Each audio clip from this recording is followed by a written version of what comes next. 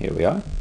Deriving the left side will give us negative cosecant y squared times cotangent y squared. That's the derivative of cosecant. We multiply that by the derivative of what's inside.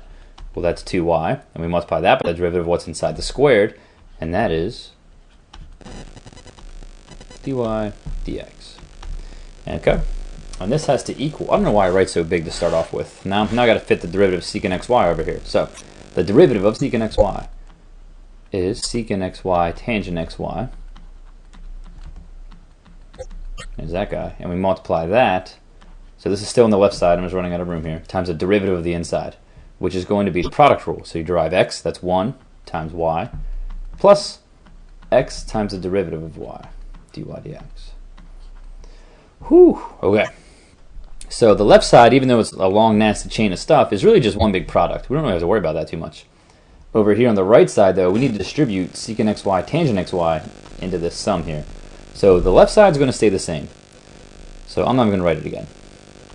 But the right side is going to be y times secant xy tangent xy plus x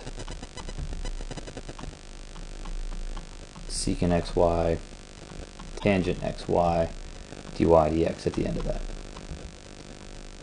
Okay. And when we move, so now we've really got three terms here. The left side is all one big term. It's all multiplication.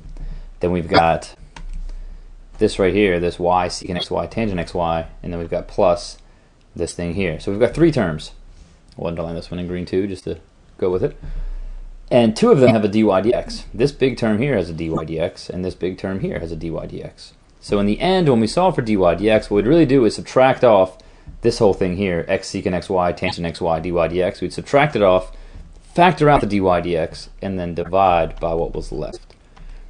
So we'd get, the top would just be this one term without a dy dx in it.